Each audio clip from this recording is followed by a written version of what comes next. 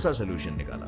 अगर थियोरेटिकली किसी को ना समझे तो उन्हें प्रैक्टिकली दिखाना पड़ेगा। और बस यही था सोल्यूशन। स्कूल खत्म होने के बाद वो सारे बच्चों को पासी के एक समुद्र किनारे ले गए और वहां उड़ते हुए पंछियों के लाइव डेमो दिखाकर उन्होंने बच्चों को चिड़ियों की टेल की पोजीशन से लेकर उनके पंखों के शेप तक सब कुछ समझाया। चिड़ियों की वो उड़ान कलाम जी के दिमाग में बैठ गई और उन्होंने तय कर लिया कि बड़े होकर वो फाइटर पायलट बनने जैसा बड़ा गोल हासिल करेंगे, क्योंकि उनका ये कहना था कि small aim is a crime, have a great M.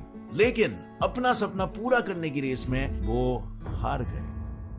हुआ ये कि अपने सपने को पूरा करने के लिए 1955 में उन्होंने मद्रास इंस्टीट्यूट ऑफ टेक्नोलॉजी में एरोस्पेस इंजीनियरिंग इस फील्ड में एडमिशन लिया। अब इंजीनियरिंग थी तो प्रोजेक्ट तो मिलेगा ही, सो उन्हें भी लो लेवल अटैक एयरक्राफ्ट बनाने का प्रोजेक्ट मिला। लेकिन सबमिशन के दिन जब उन्होंने अपना प्रोजेक्ट सबमिट किया तो प्रोफेसर को उनका ये मॉडल पसंद नहीं आया। उन्होंने कलाम जी को नया मॉडल बनाने के लिए कहा। अब अगर नया प्रोजेक्ट बनाना हो तो कम से कम 1 मंथ तो लगेगा ही।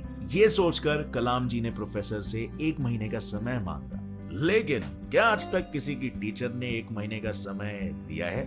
मुझे तो नहीं मिला कभी जिंदगी में भाई। उनके प्रोफेसर ने इतने समय के लिए साफ मना कर दिया और कहा कि 3 दिन है तुम्हारे पास, सिर्फ 3 दिन। मुझे नया मॉडल बना कर दो वरना अपनी स्कॉलरशिप भूल जाओ। ये सुनते ही कलाम जी के होश उड़ गए। एंड क्या कम समय में ये प्रोजेक्ट को कंप्लीट करना कलाम जी को रोकने वाला था? नहीं। स्कॉलरशिप छीन जाने के डर से कलाम सर ने 3 दिन बिना सोए दिन रात इतनी मेहनत की कि जब 3 दिन बाद उन्होंने मॉडल पेश किया तो उनके प्रोफेसर चकित रह गए।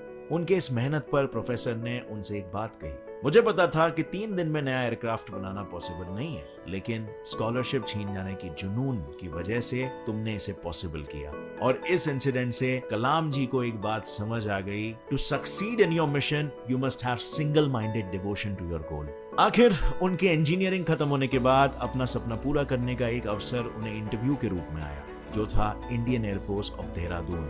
इसका इंटरव्यू, लेकिन जैसे मैंने पहले कहा उनका यह सपना अधूरा रह गया, क्योंकि इस इंटरव्यू में 25 लोगों में से सिर्फ 8 लोगों को ही चुना गया। और पता है कलाम जी कौन सी पोजीशन पर थे? 9th।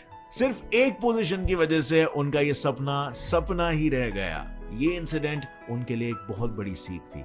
इसीलिए इस इंसिडेंट को कलाम जी ने अपनी my journey transforming dreams into action इस ऑटोबायोग्राफी में लिखा है, जिसकी सीख में वो कहते हैं, it is only when we are faced with failure do we realize that these resources were always there within us. We only need to find them and move on with our lives.